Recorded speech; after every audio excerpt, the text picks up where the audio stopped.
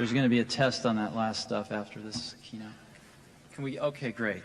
I'm really privileged to be here this morning, and my colleagues and I feel really special to be able to talk to you today about some really exciting stuff. I want to talk about three things today. The first one is the centenary. Second one is scale and complexity. And the third is a place in history. Let's start with the first one.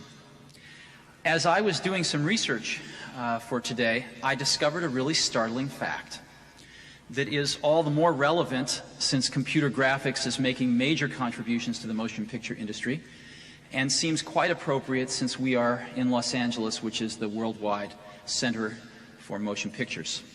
And that fact was that this year is the 100th anniversary, the centenary year, of the first motion picture. The first motion picture was shown in 1895. It was created by two brothers, Antoine and Louis Lumière, and it was projected below the Grand Café in Paris, France, 100 years ago, December 28th, 1895. So we are at the centenary of this incredible invention. Now, what I'd like to do is examine how technology has influenced the motion picture since that time. How has the incorporation of technology progressed, and how has it changed the way we view motion pictures? Well, the invention of the motion picture was an amazing feat of technology. The Lumière brothers invented their own cameras, their own projectors. We went along for almost 40 years before we saw the next major technological innovation, which was sound. In 1927, The Jazz Singer premiered, starring Al Jolson. It was mostly a silent picture with a few songs, but in it Al Jolson spoke several lines, and with those lines ended the era of silent pictures forever.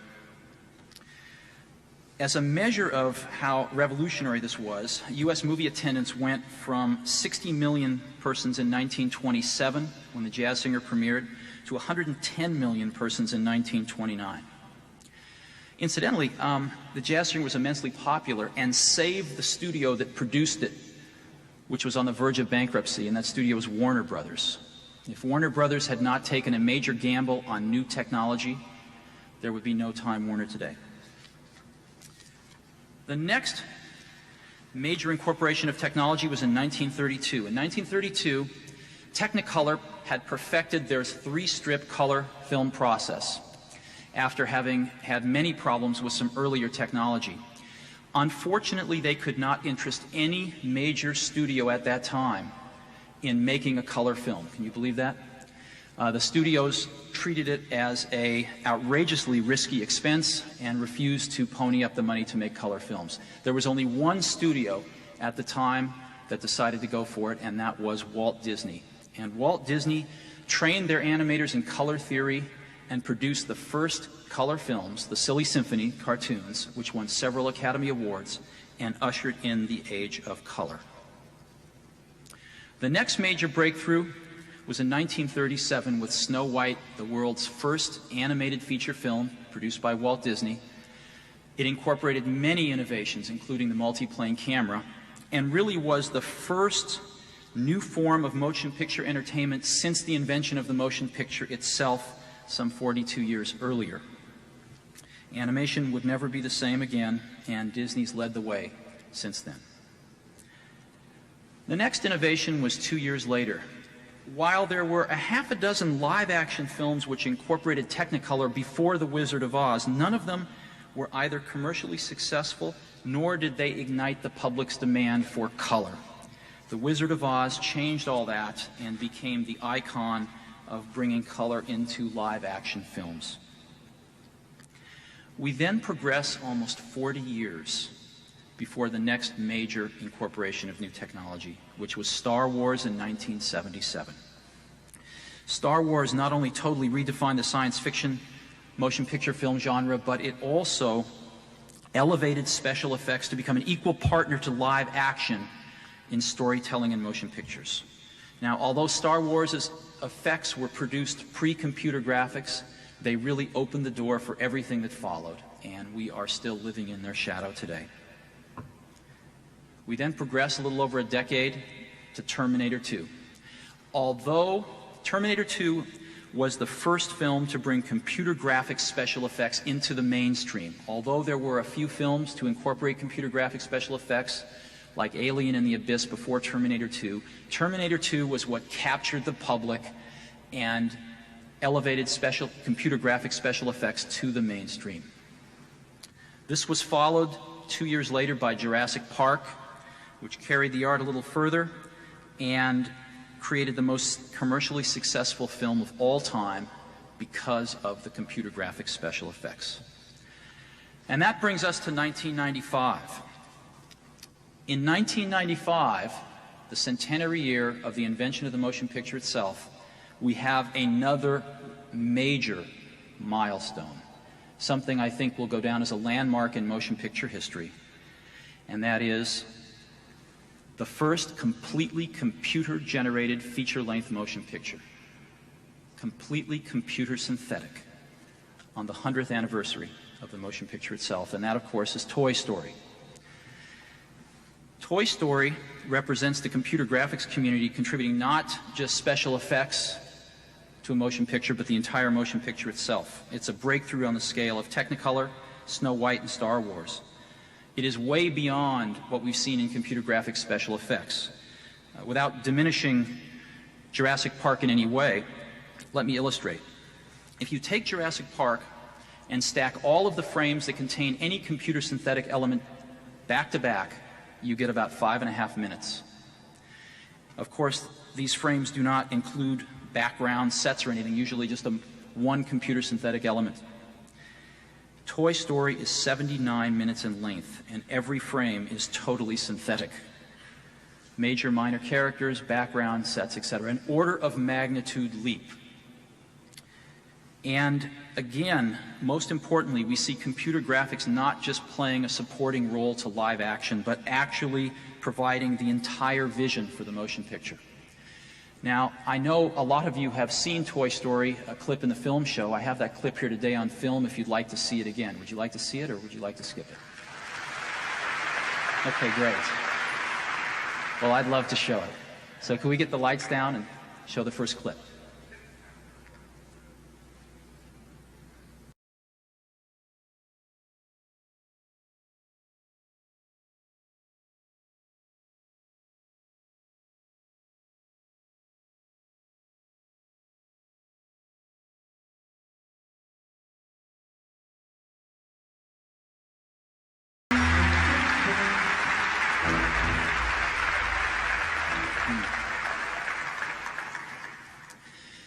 As you know, Woody is played by Tom Hanks, and Buzz, the spaceman, is played by Tim Allen.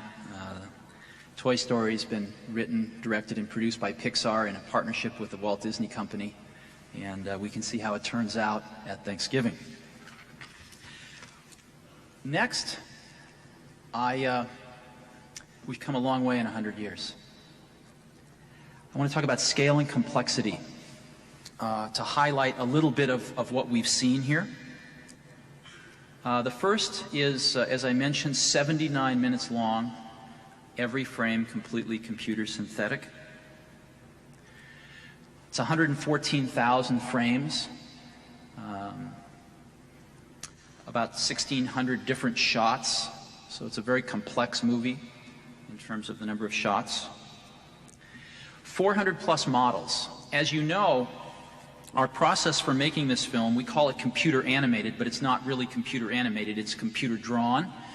We make mathematical computer models of everything from the characters to the sets. We have a whole digital back lot, if you will. And those models are then turned over to the animators, and the animators act the characters by manipulating the models. These models are not just external surface appearances. We insert musculature and skeletal structures inside the model so that we can move them in natural ways. After the animators animate the characters, the scenes are then lighted, everything is shaded, and then they are given to a giant rendering farm of computers which draws them. And as you know, a computer these days can draw a lot in a second. These computers draw for several hours, yielding the 3D effect that could really not be done by hand. So the models are incredibly critical. There are well over 10 person-years in the modeling of these characters. 160 billion pixels in this film, and 600 billion bytes. That's over 1,000 CD-ROMs to hold the data in this film. So it is not only an exercise in artistic creativity and in computer science technology, it is also an exercise in managing scale and complexity that we have not seen the likes of in computer graphics very often. 34 terabytes of RenderMan files have been rendered to make this film. We warn you not to try this at home. And 800,000 machine hours to render the film. By the way, we use Sun's fastest product, SparkStation 20 quad processors, to do this on. So that's a feeling for some of the scale. Let's take a look at some of the complexity. This is Woody, a character throughout the film. Just as an example, Woody has 723 animation control points, all of them available to the animators or actors to animate Woody. 212 of them are on the face, 58 of them on the mouth alone. This is Buzz. Buzz has approximately the same number of animation controls, and texture maps has 189 texture maps at the beginning of the film when he's nice and clean. He gets dirtier throughout the film, and at his most dirty point he has 639 different texture maps. This is a scene of a neighborhood. You can see the motion blur of the car on the right. But I wanted to call your attention in particular to the trees. Each of these trees has approximately 10,000 leaves. On this scene here, there's over 1 million leaves being rendered.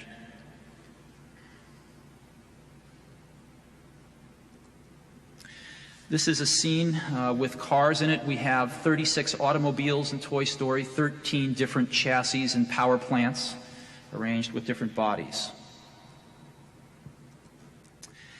And this is a scene from a gas station. As you can see, Woody and Buzz are not getting along too well. They arrive at a gas station and they meet this truck there after they get lost out of a minivan. This truck has 36 different lights on it, if you count the headlights and the taillights, the running lights. It has 200 feet of tubing on it. It has 346 bolts in it, 18 wheels. It has over 2,000 surfaces and over 20,000 animation controls on it. Now, what I'd like to do now, again, to show you a flavor of the complexity, is I brought along another 90-second clip from this gas station scene, and if we could go ahead and roll that now.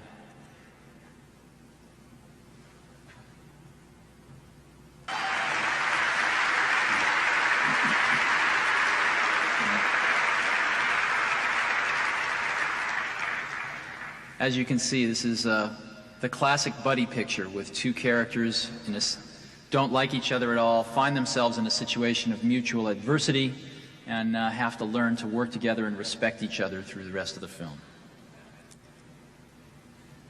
I want to talk for a minute about a place in history.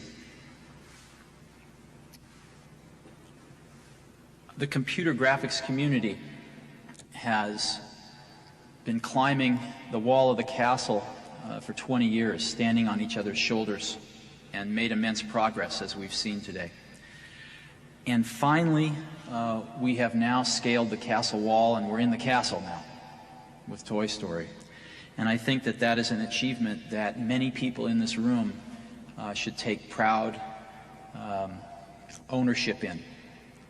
And we should take a few minutes today on the 100th anniversary of the invention of the motion picture to contemplate the contributions that we're making. We have now pioneered, I think, really the next major offshoot of the motion picture. It's going to be a medium in its own right. It's going to have unique talents in itself that we will find boundaries for as we explore it over the next many years. And this is an achievement that I hope everybody this year and possibly today takes a few minutes to just contemplate and feel pride in. There will be a second centenary of the invention of the motion picture 100 years from now. None of us will be here at that event, but hopefully there will be a lot of people here talking about how it's been 200 years since the invention of the motion picture. I think they will also be talking about how it has been 100 years at that time since the first computer-animated synthetic feature film premiered. And I would like to suggest that we all have a lot to be proud of as a community, and we feel very honored to be producing this picture representing the works of all of us over the last 20 years. Thank you very much.